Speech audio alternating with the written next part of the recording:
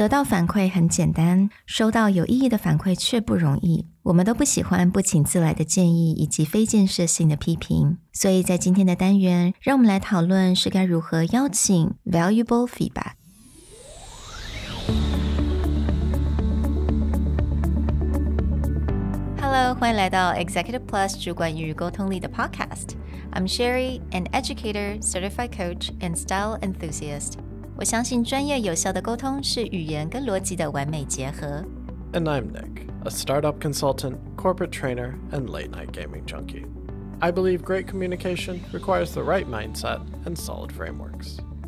我们希望带给大家职场英语的技能、跨文化沟通技巧与其他能帮助您成为出色领导者的工具。Join us each week as we share our experience, research, and methodologies to take your communication and language skills from good to great.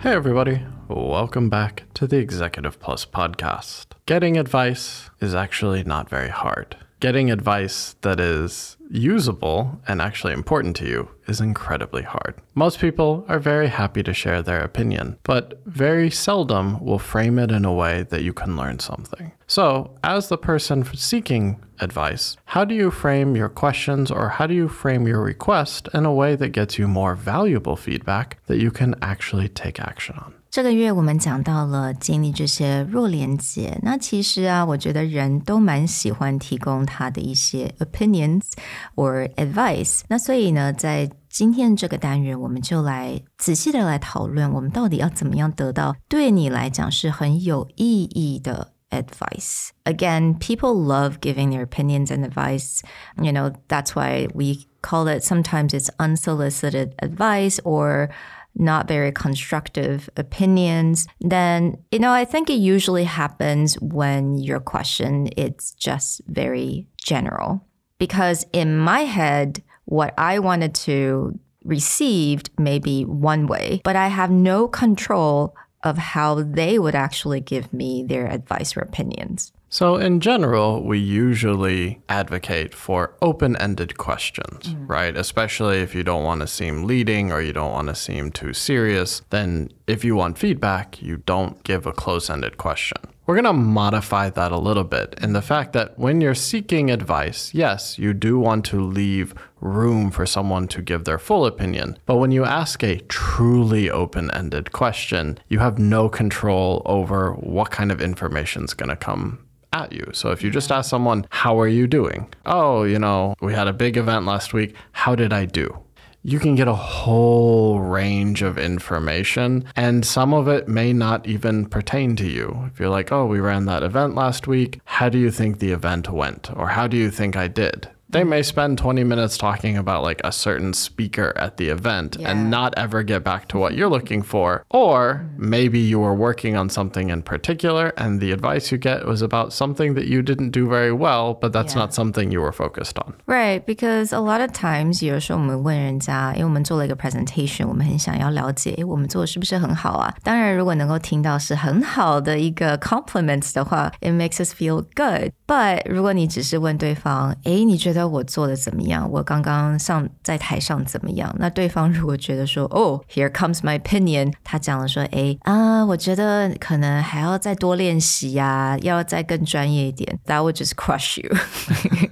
Or they may start commenting on something that you weren't intended to be like, oh, I mean, you did okay, but what were you wearing? Like, why is that what you wore on stage? Be like, what? I didn't know that was a problem. This is not what I was looking for. Yeah. So again, I would say the first thing about getting good advice or good feedback, you do have to make sure that they have the time. Right?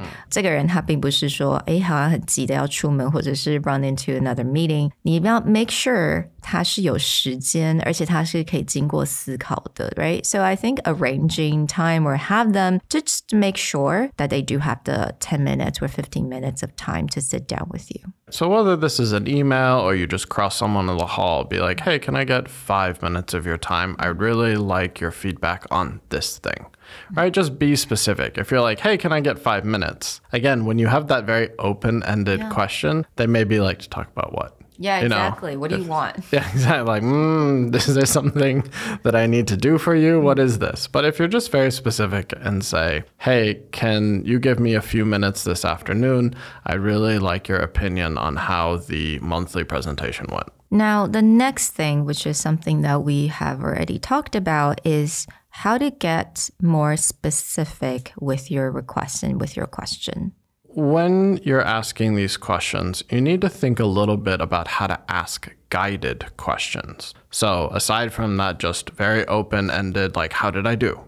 Where there's a huge range of what they could say. You can offer more guidance towards the things you want feedback on. So let's say, again, you did a quarterly presentation and you want your supervisor or you want someone on the board's feedback, right? So you could just get more specific and say, how did you feel about my engagement with the audience, right? Maybe that person was in the audience. Did you feel that I engaged with you? Yeah. Being more specific or more concrete on that.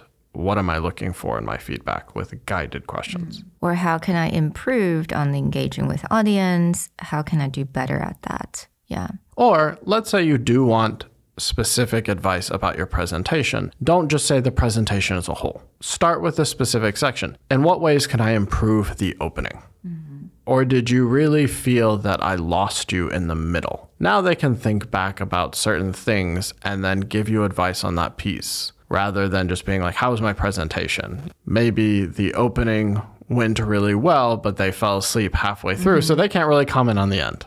Right? So if you just leave it very open, maybe they'll tell you that, or maybe they'll just be like, oh yeah, you had a good opening. And then that's it. But if there's a section you were concerned about or a section you noticed you were losing the audience, then you can ask them about that. Right. And you can open that question in many different ways. 我们刚刚提到, how can I get better at? How can I improve? Or in what ways can I improve? Or what advice would you give me when it comes to, and then 就具体的讲到你希望能够听到是什么部分. So there's many different parts of the presentation that you can like cut it into. End of the presentation, the Q&A session, or maybe even like talking about the transition from point A into point B. Right. So the key in all of this is those guided questions. You can leave room for more feedback, but most often you may want to start with very guided questions, very specific areas that you noticed or that you want to either improve or you want to know how you did. Then you can round it out with something like, was there anything that didn't meet your expectations? Or where did I not hit the task you were looking for? Exactly. 或者你可以问一些比较未来你可以怎么样准备. So how can I better prepare for the next quarterly presentation? So finally, when it comes to getting real advice, you shouldn't just put all the pressure purely on the moment where you're having the interaction. Doing some kind of follow-up is a great way that maybe if they've processed it a little more or they thought back about something and they didn't say it in the meeting, they may not come and seek you out and be like, oh yeah, one other thing. Because that may also feel awkward. Be like, there's one other thing you did wrong from our conversation yesterday, right? So just sending a nice follow-up note where you may send a message, send an email, or say something in the hall. You know, I really appreciate your advice when we spoke about these things. I've made a few adjustments, and the next time I give that quarterly report, I'd love if you would, look out for those and tell me how I did. Right. To get this person to be involved with all the changes and improvements. 那当然我觉得经过这个过程你跟这个人的连接一定会越来越强. So it may just go from weak ties to strong ties for sure.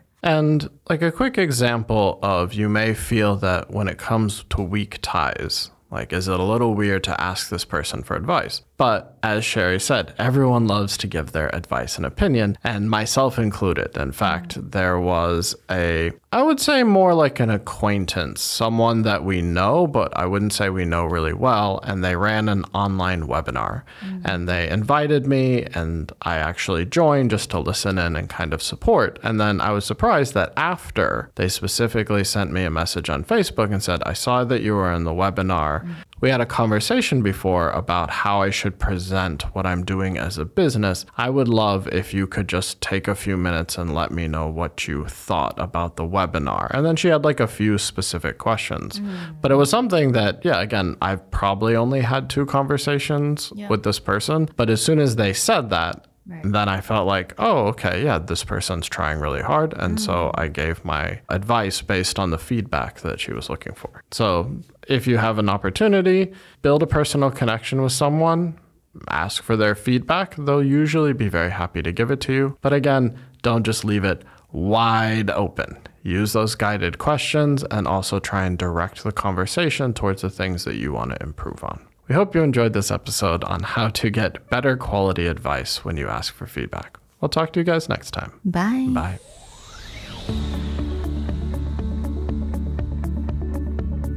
The Executive Plus podcast is a Presentality Group production, produced and hosted by Sherry Fang and Nick Howard. You can search us on Facebook, 主管英文 Executive Plus. You can also find us on Instagram, Communication R&D, and email us at sherry@epstyleplus.com.